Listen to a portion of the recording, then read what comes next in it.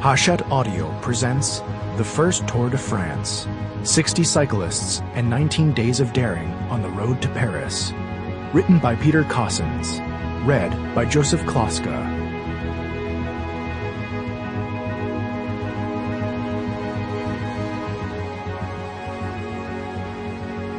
Introduction. Villeneuve-Saint-Georges, 1st of July, 1903. The keen and the curious begin to congregate from midday. By 1 o'clock, when the riders start to emerge from the roadside barn that has been set aside as their dressing room, allowing them some privacy as they change and have a final massage, the heat is oppressive, almost unbearable. There's hardly a breath of wind. Dust billowing up from the construction work on the Paris-Corbeil railway line hangs in the still air. The race organisers had been praying for a good crowd, certainly more than the few hundred who were milling about in and around the Auberge du Réveil Matin. That's more than enough to keep the proprietor, Monsieur Renard, and his staff far busier than they would normally be on a Wednesday lunchtime, but it hardly bodes well for the inaugural Tour de France. Henri Desgrange and his editorial team have been building the new race up for weeks in the pages of L'Auto, and necessarily so. If it doesn't succeed, there won't be a second, and L'Auto won't survive for much longer either.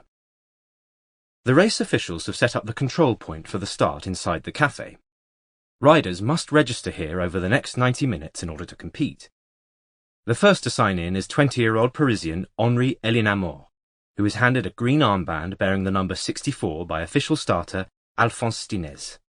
He is closely followed by another rider from the capital, Léon Pernet, who walks away with his armband and square of red cloth with the number 44, which he secures to the top tube and seat tube of his bike with rubber straps. As more riders arrive, the smell of embrocation becomes impossible to ignore.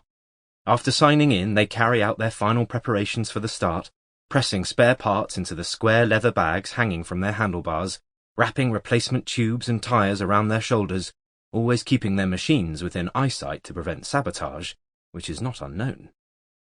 This done, most flop down on their backs to rest. 2 gendarmes survey them from their horses. They are almost redundant, as the spectators who have been tempted out by the greatest race the world has ever seen are hardly in a frenzy as they take shelter from the sun in the shade offered by the twin line of poplars lining the Avenue de Paris as it heads away from Villeneuve-Saint-Georges towards Montgeron. Many of those gathered beneath the trees are amateur cyclists who have turned up on their bikes with the intention of following the... Sample complete. Ready to continue?